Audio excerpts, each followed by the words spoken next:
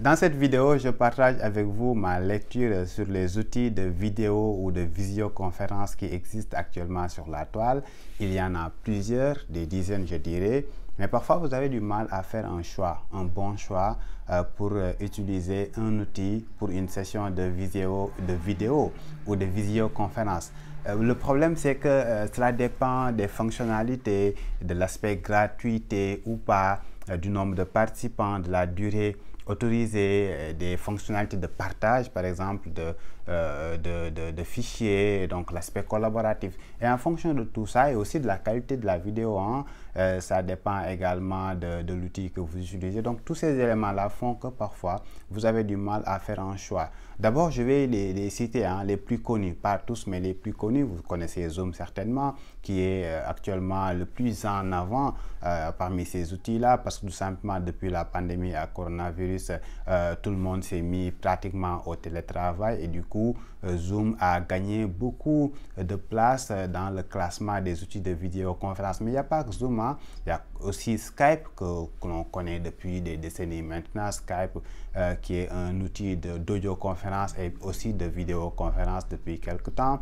Il y a Google Hangout qui s'est transformé en Google Meet depuis quelques semaines maintenant, qui offre des fonctionnalités gratuites, mais aussi WhatsApp, WhatsApp qu'on ne présente plus, qui permet également de faire de la vidéoconférence. Il y a aussi d'autres outils comme Jitsi, comme BlueJeans, etc. Je vais essayer de décortiquer un peu pour chaque outil quels sont les avantages et les points les moins positifs, je dirais, pour ne pas dire les points négatifs. Zoom d'abord. Alors, Zoom, sa particularité, c'est sa simplicité. Zoom, avec sa version gratuite, déjà permet de faire pas mal de choses. Si vous êtes seulement deux, vous pouvez parler en illimité. Il n'y a pas de limite dans la durée de votre vidéoconférence. Si vous êtes plus de deux, ça va se limiter à 40 minutes, à condition que vous obteniez la version Pro qui est payante, il faut le rappeler. L'autre avantage avec Zoom, c'est que vous n'avez pas besoin de compte pour les invités, c'est-à-dire les gens qui viennent participer à votre vidéoconférence n'ont pas besoin de s'inscrire sur Zoom. Il faut seulement installer l'application et puis le tour est joué. Il n'y a pas grand-chose à faire à part cliquer sur un lien et puis c'est réglé. D'ailleurs, je reviendrai dans une autre vidéo pour parler carrément de comment faire pour réussir une session de vidéoconférence en utilisant Zoom. À côté de Zoom, vous avez Google Meet. Pourquoi Google Meet? Parce que tout simplement, Google Hangout, on connaissait ça depuis quelques temps, depuis quelques années maintenant, mais Google Meet a remplacé pour la version professionnelle donc de Gmail, ce qui utilise ce qu'on appelle Google Suite, G Suite. C'est la version dédiée au monde professionnel qui est payante de Google. Ils ont déjà Google Meet depuis quelques temps et depuis quelques semaines seulement, Google a lancé la version Google Meet pour le grand public qui est gratuite et qui offre pratiquement les mêmes fonctionnalités que Zoom en termes de simplicité, sauf qu'avec Google, vous êtes obligé d'avoir un compte Gmail. En termes de participants, vous pouvez aller jusqu'à 100 personnes, alors que sur Zoom également, si vous dépassez les 100 personnes, vous ne pouvez pas utiliser la version gratuite. Là, vous êtes obligé de payer. Et aussi, en termes de limite de temps, le côté positif sur Google, donc Google Meet, c'est qu'il n'y a pas de limite de temps. En tout cas, pour une utilisation normale, vous pouvez aller jusqu'à des heures pour une vidéoconférence. Après Google Meet, vous avez Teams versus Skype. Pourquoi Teams, Skype? Parce que tous les deux outils appartiennent à Microsoft. Skype qu'on utilise depuis des décennies, comme j'ai eu à le dire. Pour moi, Skype fait partie de mes préférés. Pourquoi? Parce que Skype offre une très bonne qualité dans la vidéo. Si on se rappelle, il y a quelques années, Skype, c'était pas trop top, mais aujourd'hui, quand même, l'environnement, l'écosystème de Microsoft, en tout cas sur le cloud, fait que Skype offre une très bonne qualité vidéo si vous voulez seulement faire des vidéoconférences. Si vous êtes dans le monde professionnel, vous pouvez aller jusqu'à Teams, qui est une version améliorée donc de Skype. Et Teams ne se limite pas seulement à de la vidéo. Teams, c'est comme un réseau social version professionnelle, version privée pour des entreprises, pour des institutions. Du coup, vous avez pas mal d'outils à côté. Skype, tout comme Google Meet, tout comme Zoom également, vous avez la possibilité de partager votre écran pour que les autres personnes qui sont avec vous puissent suivre ce que vous êtes en train de présenter. Et tous ces outils-là, comme je l'ai dit, c'est des outils privés, parfois payants ou pas. Par contre, vous avez un autre outil qui est très intéressant qui s'appelle Jitsi. Jitsi, son avantage, c'est que c'est un outil open source. Vous n'avez pas besoin d'acheter une licence pour l'utiliser. Jitsi, sa particularité, c'est que, comme je l'ai dit, c'est un outil open source, mais aussi vous pouvez l'installer sur site, c'est-à-dire vous êtes une entreprise, une institution, vous avez vos propres serveurs locaux, vous pouvez installer une version de Jitsi, une instance de Jitsi, un gouvernement peut le faire par exemple, et du coup, ils vont s'affranchir de passer par les outils des entreprises internationales qui parfois on peut se poser la question de savoir où ces données-là sont stockées, des questions de sécurité, etc. Sauf que même si c'est de l'open source, si vous l'installez dans votre environnement, vous devez garantir vous-même la sécurité, sinon bonjour les dégâts. Sinon, vous avez un autre outil moins connu cette fois-ci qui s'appelle BlueJeans, qui est également utilisé dans le monde professionnel. C'est un outil qui appartient à une entreprise de télécommunications américaine, Verizon. BlueJeans qui offre pratiquement les mêmes fonctionnalités que Google Meet ou Zoom. BlueJeans que vous pouvez également utiliser en version gratuite, mais la version payante offre plus de fonctionnalités. À côté de ça, vous avez l'écosystème de Facebook, Facebook Messenger, Facebook avec WhatsApp qui appartient au groupe Facebook, et aussi Instagram. D'abord, WhatsApp.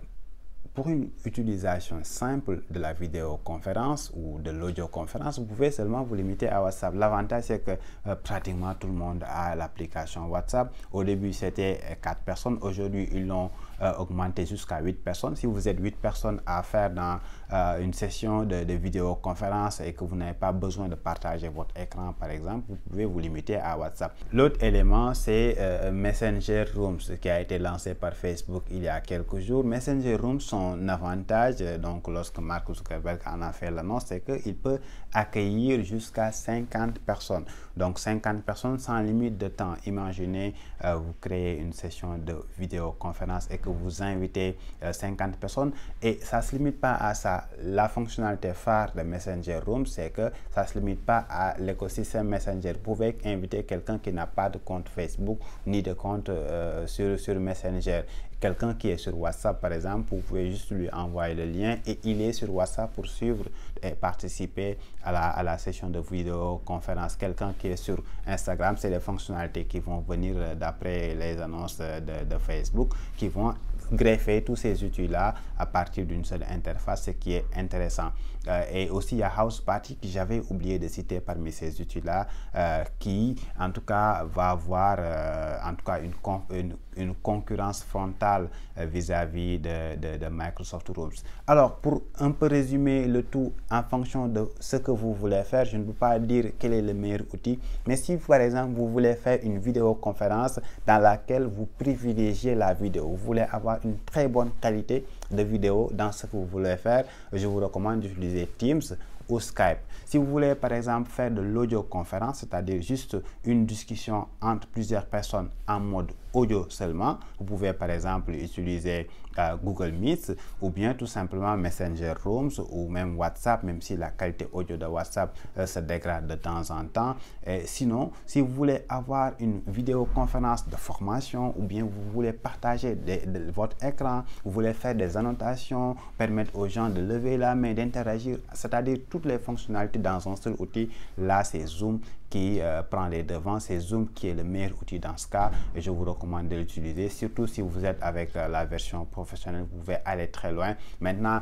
quid de la sécurité, il y a eu beaucoup d'articles de presse qui ont critiqué la sécurité de Zoom. Je rappelle que les fondateurs et patrons actuels de Zoom ont quand même réagi en disant qu'ils ouvraient un peu une partie de leur outil pour permettre à tous ceux qui sont spécialisés dans la sécurité en ligne de pouvoir intervenir venir dire où est-ce qu'ils vont trouver des failles et puis les signaler. Et je pense que ça, c'est une réelle avancée. Il y a aussi un élément à prendre en compte, c'est le cryptage bout en bout, c'est-à-dire est-ce que la communication entre vous et votre interlocuteur est cryptée. Il y a des outils qui permettent de le faire, il y a des outils qui ne le permettent pas encore, qui ne l'implémentent pas, je dirais, dès le début. Et donc, pour terminer, retenez une chose, si c'est de l'audio, il y a un outil, si c'est de la vidéo, il y a un autre outil. Si vous voulez aller plus loin avec des fonctionnalités de partage de vidéos, il y a également un autre outil. Si vous voulez être indépendant souverainement avec votre propre technologie, par exemple, Jitsi ferait l'affaire,